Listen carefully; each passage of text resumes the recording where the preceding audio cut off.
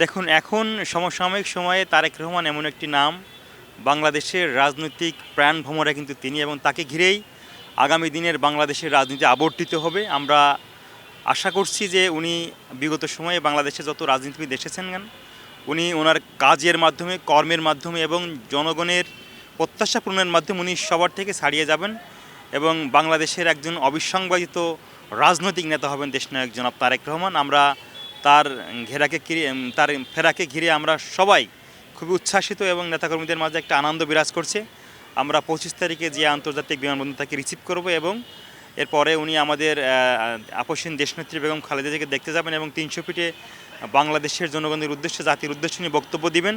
সেই বক্তব্য থেকে উনি দিক নির্দেশমূলক বক্তব্য দিবেন এবং সেই আঙ্গিকেই আমরা আগামী দিন বাংলাদেশকে ঢেলে সাজানো যায়, আমরা সেই লক্ষ্যে নিয়ে কাজ করে যাচ্ছি।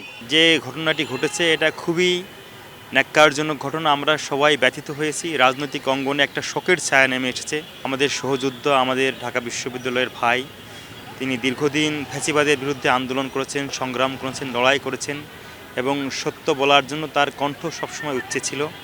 আমরা তার আত্মার মাগফিরাত কামনা করার সাথে সাথেই তার এই হত্যাকাণ্ডে যারা জড়িত তাদেরকে দ্রুত গ্রেপ্তার করে বিচারের আওতায় নিয়ে আসার জোর দাবি জানাচ্ছি। বাংলাদেশের রাজনীতি আপনি জানেন যে এই অন্তর্বর্তীকালীন সরকারের আইনশৃঙ্খলা পরিস্থিতি সম্পর্কে আপনারা জানেন।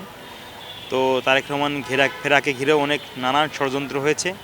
সব ষড়যন্ত্রকে উপেক্ষা করে উনি বাংলাদেশে আসছেন এবং এখন যারা দায়িত্বে আছেন, ডক্টর মোহাম্মদ ইউনূসের নেতৃত্বে যে অন্তর্বর্তীকালীন সরকার আছেন, আমরা মনে করি আইনশৃঙ্খলা রক্ষাকারী বাহিনী যারা আছেন সবাই সজাগ দৃষ্টি রাখবেন বাংলাদেশের তারেক রহমান সহ আর যারা সমসাময়িক সময়ে রাজনীতি করছেন, যারা রাজনৈতিকভাবে যারা গুরুত্বপূর্ণ, তাদের প্রত্যেকের জন্য যে আইন শৃঙ্খলা এবং নিরাপত্তার বিষয়টি যেন বিবেচনায় রাখা হয় এবং তারেক রহমান যেন তার রাজনৈতিক কার্যক্রম পরিচালনা করার জন্য কোনো জায়গায় কোনোভাবে বাধাগ্রস্ত না হয়, এজন্য দৃষ্টি রাখার জন্য আহ্বান জানাচ্ছি। এবং সাথে সাথে বাংলাদেশ জাতীয় দল, বিএনপি, ছাত্রদল, যুবদল এবং অঙ্গ এবং সহযোগী সংগঠনের প্রত্যেকটি নেতাকর্মী সজাগ রয়েছে। আমরা তারেক রহমানের নেতৃত্বেই আগামী দিনে বাংলাদেশটা কী করে সুন্দর করে সাম্য এবং মানবিক বাংলাদেশ বিনির্মাণ করা যায় সেই লক্ষ্য নিয়ে কাজ করে যাচ্ছি। ফ্যাসিবাদী আমল থেকে শুরু করে বিগত 17 বছর কিন্তু বাংলাদেশ ষড়যন্ত্রের কবলে ছিল এবং একটা দেশের গলগ্রহে রাজনীতি পরিচালিত করেছে